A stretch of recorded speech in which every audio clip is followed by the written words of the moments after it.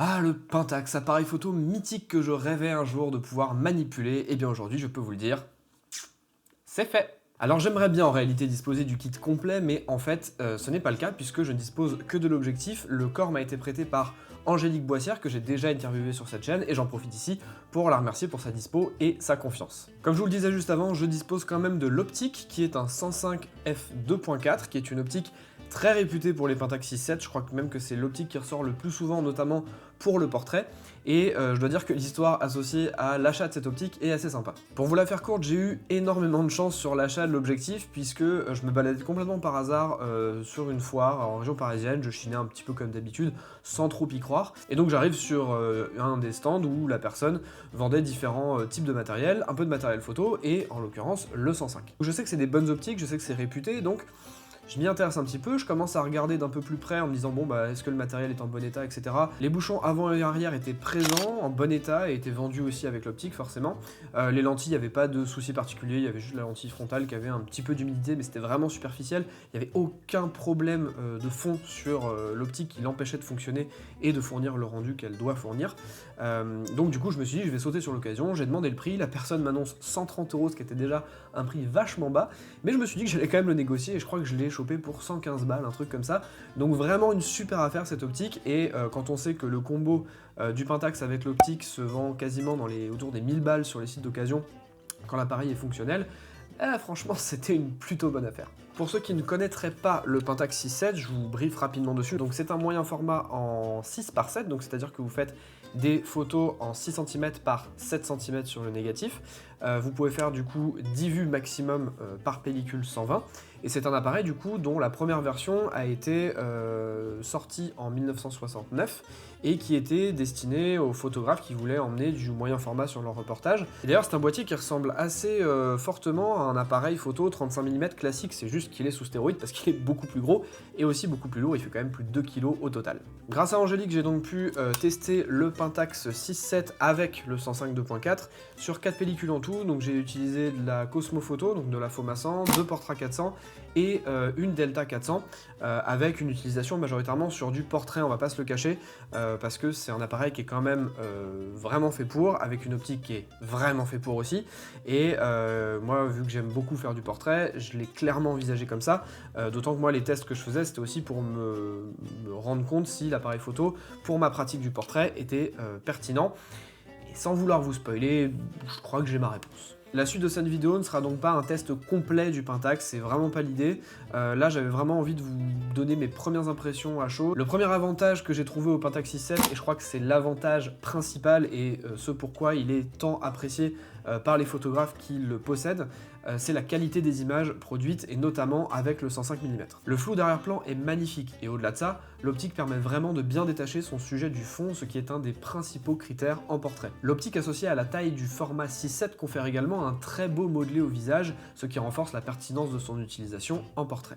Un autre avantage que j'ai pu remarquer, c'est la solidité de l'appareil. Au même titre que le Pentax SP dont je vous parlais au début, on est sur des pièces qui sont majoritairement métalliques et qui confèrent un vrai sentiment de solidité et de qualité. Que ce soit au niveau des optiques ou du boîtier, l'ensemble donne confiance et on a plus peur d'abîmer la surface sur laquelle on pose le boîtier que l'inverse. Mais donc forcément, qui dit solidité et pièces métalliques dit aussi boîtier lourd. L'ensemble, je vous l'ai dit, pèse plus de 2 kg, et c'est vrai que c'est pas un boîtier qui est prenable comme ça pour une petite sortie photo sympathique, ou alors une sortie photo où on va aller gambader dans la forêt, ou gambader dans la nature, où on a besoin d'être mobile, léger, bref, c'est pas du tout le boîtier pour ça. Au niveau de la prise en main, et c'est ça clairement qui était pour moi le point noir de cet appareil photo, c'est que bah voilà, on est sur une brique, hein. Globalement, on a zéro ergonomie. Je pensais qu'en ayant des petites mains, je galérerais en fait à utiliser le boîtier. En réalité, c'est pas vrai, le boîtier se prend quand même relativement bien en main, mais surtout ce qui m'intéresse, c'est que j'ai vu qu'il y avait possibilité de rajouter une poignée en fait, vous voyez au niveau de ces deux petits plots métalliques, et cette poignée a priori améliore grandement l'ergonomie du boîtier, donc je serais assez curieux de tester si un jour j'en ai l'occasion. Au niveau de la visée, alors je la classe à la fois comme un avantage et à la fois comme un inconvénient. La visée pour moi a des qualités très intéressantes, notamment le fait que sur cet appareil là on voit clairement très bien l'image qu'on va avoir à la fin. c'est-à-dire que clairement quand vous regardez dans le Pentax 6.7 ça vous fait rêver, c'est un peu comme quand vous regardez la première fois sur un dépoli. Un autre point positif de cette visée c'est qu'elle est classique dans le sens où elle utilise les micro-prismes de visée, donc c'est vous savez le fameux prisme où en fait vous voyez flou et puis à chaque fois que vous vous rapprochez de la mise au point, le flou s'atténue jusqu'à devenir net, et si vous sortez de la zone de mise au point, la zone redevient floue. Donc ça c'est un principe qui marche très bien sur beaucoup d'appareils, particulièrement bien sur celui-là aussi. J'ai eu très peu de déchets de mise au point, et quand on fait du moyen format, c'est quelque chose qui peut arriver assez souvent. Donc très clairement, voilà, je suis assez content de la visée. Par contre, ce qui m'a un petit peu plus déçu sur le viseur, notamment quand je le compare avec le Mamiya 645F, qui est le moyen format que j'ai le plus utilisé parmi ceux que j'ai, c'est que la visée est beaucoup moins lumineuse et beaucoup moins adaptée à des personnes qui ont des lunettes, comme moi notamment. Quand vous approchez votre œil au niveau de la visée, vous ne voyez pas bien tout votre cadre, alors que sur le Mamiya, vous avez l'intégralité du cadre, il n'y a pas de problème. Un autre élément aussi qui est au désavantage pour le coup du Pentax et que je n'apprécie vraiment pas, c'est le chargement du film qui n'est pas du tout évident.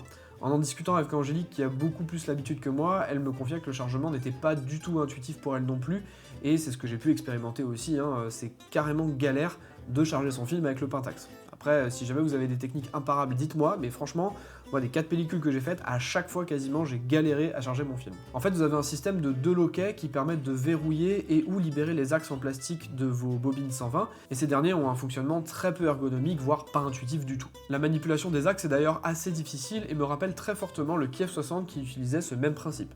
Bon, après, une fois que tout est bien enclenché, l'avancement du film se déroule à merveille et le chargement se termine beaucoup plus aisément qu'il avait commencé. Bon, mais malgré ces quelques défauts, je dois reconnaître que dans l'ensemble, c'est un appareil photo qui m'a extrêmement plu, d'autant qu'une partie des défauts, dont la poignée notamment, est complètement corrigeable moyennant un petit investissement supplémentaire. Donc, très clairement, c'est un appareil photo que j'aimerais beaucoup réutiliser. Et à ce propos, j'en cherche un, du coup, notamment le corps seul, le corps nu. Donc si jamais vous connaissez quelqu'un ou vous possédez vous-même un Pentax 6.7 dont vous voulez vous débarrasser, moyennant finance bien entendu, n'hésitez pas à me contacter, soit en message privé sur Instagram, soit par mail. Je vous mets tous les liens et les mails, tout ça dans la description. Par contre, pour être tout à fait franc, je pense que si j'avais voulu acheter le Pentax 6.7 pour un désir purement personnel, je pense que je l'aurais fait, mais pas tout de suite, pas dans l'immédiat. Je pense que j'aurais attendu d'avoir de l'argent et un jour où je me serais dit bon j'ai envie de me faire plaisir, bam j'achète le Pentax 6.7. Il se trouve que depuis 1 an j'ai lancé des workshops argentiques sur Nantes et c'est vrai que un des workshops les plus prisés et les plus demandés c'est le workshop moyen format. Du coup j'espère sincèrement avoir la possibilité d'investir dans un boîtier Pentax qui fonctionne bien pour pouvoir vous proposer d'ici le mois d'août, date du prochain workshop moyen format, un Pentax 6.7 que vous pourriez tester sur une demi-journée. Bon après je vous avoue aussi que l'argument de t'inquiète c'est pour les workshops, ça marche pas mal avec ma copine quand je dois lui dire que je dois acheter encore un nouveau boîtier. En attendant, je vous laisse réagir en commentaire si jamais ce petit retour d'expérience à chaud vous a plu et éventuellement vous a donné envie d'utiliser un Pentax 6.7. J'en profite pour vous rappeler que vous pouvez me suivre sur Instagram, @capteur-argentique, notamment puisque je propose des fois des petites exclus, et notamment les photos du Pentax 6.7, les premières pellicules que j'ai faites avec le Pentax, je les ai publiées sur Instagram, donc si vous avez envie de ce genre d'exclus, n'hésitez pas à vous abonner. D'ici là, moi je vous dis à la prochaine, et en attendant,